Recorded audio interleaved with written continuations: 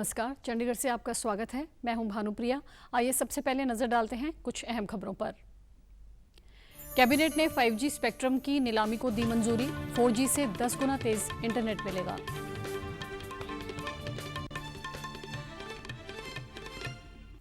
प्रधानमंत्री नरेंद्र मोदी ने मुंबई समाचार पत्र के द्विशताब्दी समारोह को किया संबोधित। राजभवन में क्रांतिकारियों की क्रांति गाथा गैलरी का भी किया शुभारंभ। और हरियाणा के मुख्यमंत्री मनोहर लाल ने चंडीगढ़ से स्कूली विद्यार्थियों के पर्वतारोहण दल को किया रवाना। लाहौल के भरतपुर के 6111 मीटर की ऊंचे यूनाम पर्व की करेंगे चढ़ाई। अब समाचार विस्तार से। प्रधानमंत्री नरेंद्र मोदी की अध्यक्षता में हुई केंद्रीय कैबिनेट की बैठक में 5G स्पेक्ट्रम को लेकर बड़ा फैसला लिया गया है। कैबिनेट ने टेलीकॉम विभाग के स्पेक्ट्रम नीलामी के प्रस्ताव को मंजूरी दे दी है। इसमें जनता और उद्योगों को 5G सेवाएं उपलब्ध कराने के लिए सफल बोलीदाताओं को स्पेक्ट्रम आवंटित किए जाएंगे। सरकार 20 वर्ष की वैधता वाले 72,097.85 मेगाहर्ट्ज स्पेक्ट्रम की जुलाई माह के अंत तक नीलामी करेगी। इसके अलावा विभिन्न निम्न, मध्यम और उच्च फ्रीक्वेंसी बैंड के लिए भी स्पेक्ट्रम नीलामी की जाएगी। 5G सेवाएं 4G के तहत मौजूदा पेशकश की तुलना में करीब 10 गुना तेज होंगी। डिजिटल कनेक्टिविटी सरकार के प्रमुख कार्यक्रमों जैसे digital India, startup India, make in India का महत्वपूर्ण हिस्सा है। साल 2015 के बाद से देश भर में 4G सेवाओं का तेजी से विस्तार हुआ, जिससे डिजिटल कनेक्टिविटी काफी बढ़ गई है। यह आंकड़ा साल 2014 में सिर्फ 10 करोड़ था। आज देश में 80 करोड़ ग्राहकों की ब्रॉडबैंड तक पहुंच है। भारत के टॉप 8 टेक्नोलॉजी इंस्टीट्यूट्स में 5G test band setup Bharat में घरेलू 5G तकनीक के लॉन्च को गति दे रहा है। मोबाइल हैंडसेट, दूरसंचार उपकरणों के लिए PLI यानी उत्पादन लिंक्ड प्रोत्साहन योजनाएं और इंडिया सेमीकंडक्टर मिशन से भारत में 5G सेवाओं के शुभारंभ के लिए एक मजबूत इकोसिस्टम बनाने में मदद मिलेगी।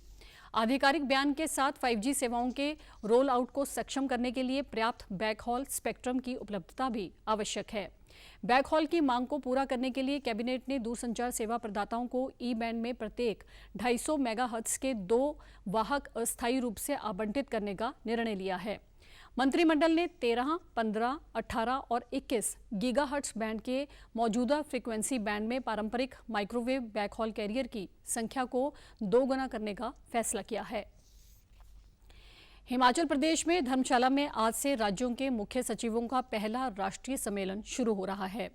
3 दिवसीय सम्मेलन का उद्देश्य केंद्र और राज्य सरकारों के बीच साझेदारी को और मजबूत बनाना है। प्रधानमंत्री नरेंद्र मोदी धर्मशाला क्रिकेट स्टेडियम में कल और परसों इस सम्मेलन में भाग लेंगे और इसकी अध्यक्षता करेंगे। आज से शुरू होने वाले सम्मेलन में केंद्र सरकार, सभी राज्यों, केंद्र शासित प्रदेशों और डोमेन विशेषज्ञों का प्रतिनिधित्व करने वाले 200 से अधिक प्रतिभागी भाग लेंगे। सम्मेलन की अवधारणा और एजेंडा 6 महीने की अवधि में 100 से अधिक दौर के विचार विमर्श के बाद तैयार किया गया है।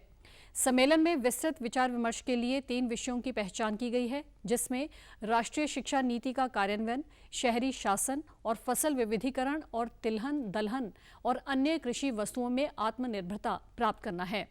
सम्मेलन के परिणाम पर बाद में नीति आयोग की शासित परिषद की बैठक में चर्चा की जाएगी, जिसमें व्यापक सहमति के साथ कार्य योजना को अंतिम रूप देने के लिए राज्यों और केंद्र शासित प्रदेशों के मुख्यमंत्री और प्रशासन मौजूद रहेंगे।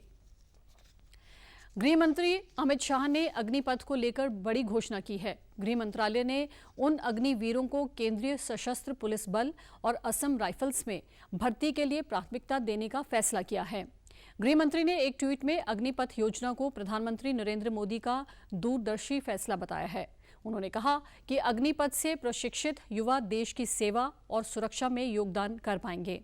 उन्होंने कहा कि इस फैसले पर विस्तृत योजना कार्य शुरू हो गया है। वहीं चंडीगढ़ में अग्निपथ योजना पर सेना की पश्चिमी कमान ने प्रेस वार्ता की। इस दौरान बताया गया कि अग्निपथ योजना के तहत अग्निवीरों का चयन पूरी तरह पारदर्शी होगा। आज के युवाओं में देश सेवा का अलग ही जुनून है। कुछ युवा कम समय के लिए ही सेना में भर्ती होकर देश सेवा करना चाहते हैं। ऐसे युवाओं के लिए अग्निपथ योजना कारगर होगी। 4 साल का अपना अग्निवीर का वो टेन्योर पूरे करने के बाद एक बहुत ही डिसिप्लिन्ड, स्किल्ड, मोटिवेटेड और जोश और जज्बे के साथ जो युवा बाहर जाएगा, that's what the Indian army और the armed forces will give back to the society. इस दौरान इस युवा को बाहर सेटल होने के लिए सक्षम बनाने के लिए 20 स्टेप्स लिए गए हैं। सैन्य अधिकारी ने बताया कि चयन होने वाले युवा आज की टेक्नोलॉजी की जानकारी तो रखते ही होंगे। सेना में आने से उन्हें मिलिट्री अनुशासन, स्किल डेवलपमेंट और तंदुरुस्ती मिलेगी। वे सीख पाएंगे कि खुद को कैसे फिट रखना है। इन 4 साल की अवधि में वे आपसी भाईचारे की भावना को भी और मजबूत कर पाएंगे। ये तीनों सेनाओं की मानव संसाधन नीति में एक नए युग की शुरुआत करने के लिए सरकार द्वारा किया गया एक प्रमुख रक्षा नीति सुधार है। अग्निवीरों को तीनों सेनाओं में लागू जोखिम और कठिनाई भत्ते के साथ एक आकर्षक अनुकूलित मासिक पैकेज दिया जाएगा। ये योजना सशस्त्र बलों में युवा और अनुभवी कर्मियों के बीच एक अच्छा संतुलन सुनिश्चित करके और अधिक युवा व तकनीकी रूप से युद्ध लड़ने वाले बल को बढ़ावा देगी। विभिन्न श्रेणियों में नामांकन के लिए अग्निवीरों की शैक्षणिक योग्यता यथावत रहेगी। हरियाणा के मुख्यमंत्री मनोहर लाल ने कल चंडीगढ़ से स्कूल शिक्षा विभाग एवं एडवेंचर क्लब की ओर से आयोजित स्कूली विद्यार्थियों के पर्वतारोहण दल को रवाना किया। इस दौरान उन्होंने कहा कि प्रदेश में एडवेंचर को भी सामान्य खेलों की तर्ज पर आगे बढ़ाने के लिए जिन इंफ्रास्ट्रक्चर की आवश्यकता होगी उसे पूरा किया जाएगा, ताकि हमारे युवा एडवेंचर खेलों में भी अपनी धाक जमा सकें। एडवेंचर खेलों के जरिए हरियाणा में पर्यटन व्यवसाय को बढ़ावा दिया जाएगा। मुख्यमंत्री ने 100 विद्यार्थियों के पर्वतारोही दल को रवाना करते हुए कहा कि एडवेंचर हरियाणा के गांवों के जीवन में रचा बसा है, इसलिए 1100 युवाओं को प्रशिक्षण देकर एडवेंचर स्पोर्ट्स व्यवसाय में लाया जाएगा। मोरनी में सरदार मिल्खा सिंह क्लब की स्थापना की गई है, जिससे इस क्षेत्र में कई गतिविधियां संचालित हो रही हैं। उन्होंने कहा कि इस पर्वतारोही दल में 22 दिव्यांग भी हिस्सा ले रहे हैं। कि आखिर एडवेंचरस गेम्स भी अपने आप एक थ्रिल पैदा करता, नौजवानों में उनका साहस बढ़ाता, उनकी हिम्मत बढ़ाता है, उनमें एक अनुशासन पैदा करता है। तो आपको याद है कि नहीं, मैंने उसी समय कहा था मोरनी में हम एक एडवेंचरस गेम का एक संस्थान ये बनाएंगे।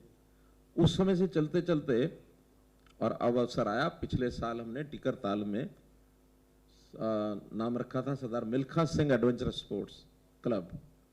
वो क्लब हमने बनाया और उस एक झील का उपयोग इस प्रकार के सब खेलों के लिए वो हमने प्रारंभ कर दिया है।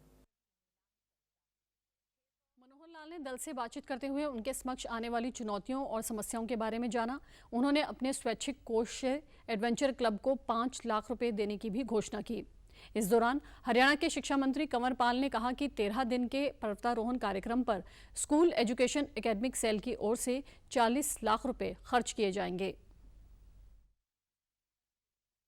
ये आज बड़ी खुशी की बात है कि आपको एक बहुत ही अच्छा अवसर जो है एडवेंचर स्पोर्ट का आपको मिलने जा रहा है और लगभग 13 दिन का कार्यक्रम है और इस 13 दिन के कार्यक्रम में लगभग 40 लाख जो है वो सरकार खर्च करने जा रही है, जिससे बहुत बड़ा लाभ हमारे बच्चों को मिलेगा।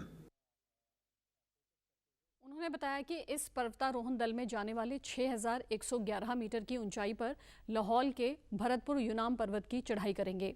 कंवरपाल ने कहा कि रोमांचक गतिविधियां विद्यार्थी जीवन का हिस्सा बनने से उनका व्यक्तित्व निखरता है। पंजाब के मुख्यमंत्री भगवंत मान ने कल प्रदेशवासियों के लिए ऑनलाइन ड्राइविंग लाइसेंस सुविधा की शुरुआत की। इस नई सुविधा से लोग अब घर बैठे कंप्यूटर, मोबाइल, टैबलेट या लैपटॉप पर केवल एक क्लिक पर लर्निंग ड्राइविंग लाइसेंस प्राप्त कर सकते हैं। मुख्यमंत्री ने नए पोर्टल www.sarthi.parivahan.gov.in की शुरुआत करते हुए कहा कि ये एक ऐतिहासिक कदम है। इस सुविधा की शुरुआत होने से लोगों को अब आरटीए कार्यालयों में जाने की जरूरत नहीं होगी। मुख्यमंत्री ने कहा कि इसके अलावा यदि लोग चाहें तो सुविधा केंद्र में भी अपने लाइसेंस के लिए आवेदन कर सकते हैं। आवेदनकर्ता अपना आधार कार्ड अपलोड करते समय लर्निंग ड्राइविंग लाइसेंस के लिए आवेदन कर सकता है। आवेदनकर्ता ऑनलाइन टेस्ट पास करने के बाद लाइसेंस को डाउनलोड करके इसका प्रिंट भी ले सकता है। प्रधानमंत्री नरेंद्र मोदी भारतीय पत्रकारों की सराहना करते हुए कहा है कि कोरोना महामारी के दौरान उन्होंने कर्मयोगी की तरह काम किया। वे कल मुंबई में एशिया के सबसे पुराने अखबार मुंबई समाचार के द्विशताब्दी समारोह को संबोधित कर रहे थे। मीडिया की सराहना करते हुए मोदी ने कहा कि पिछले कुछ वर्षों में उसने अनेक रचनात्मक समाचार पत्र दिए हैं जिनसे देश में सकारात्मक माहौल बना है। मीडिया को आलोचना के साथ सकारात्मकता का भी प्रसार करना चाहिए। उन्होंने मीडिया से अपील की कि ऐसे समय जब राष्ट्र स्वतंत्रता के 75 वर्ष मना रहा है तो मीडिया को रचनात्मक खबरें अधिक देनी चाहिए। प्रधानमंत्री ने इस अवसर पर मुंबई समाचार पत्र का स्मारक डाक टिकट भी जारी किया। प्रधानमंत्री ने कल मुंबई के राजभवन में ब्रिटिश काल के भूमिगत बंकर में भारतीय क्रांतिकारियों की एक नवनिर्मित दीर्घा क्रांति गाथा का भी शुभारंभ किया। प्रधानमंत्री ने महाराष्ट्र के राज्यपाल के नए आवास और कार्यालय भवन जल भूषण का भी उद्घाटन किया। राष्ट्रीय कोविड टीकाकरण अभियान के अंतर्गत देश में अब तक 195 करोड़ 50 लाख से अधिक टीके लगाए जा चुके हैं।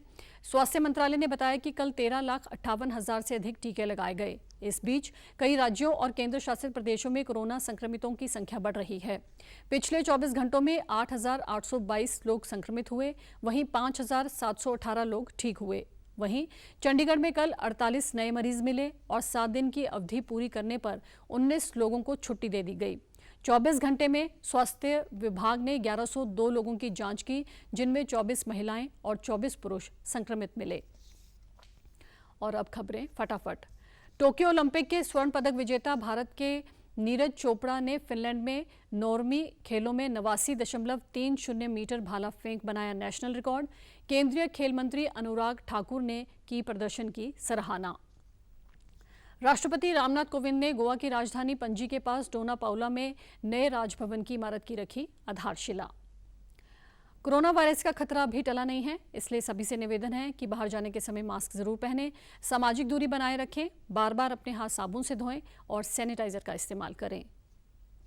और आप हमारे समाचार YouTube channel DD News Chandigarh, Facebook DD News Chandigarh और Twitter handle DD News CHD पर भी देख सकते हैं। इसी के साथ चंडीगढ़ से समाचारों का सिलसिला समाप्त होता है और अब मैं स्टूडियो से बाहर जा रही हूं तो मैं अपना मास्क पहन रही हूं। आप भी घर से बाहर जाएं तो मास्क जरूर पहनें। नमस्कार।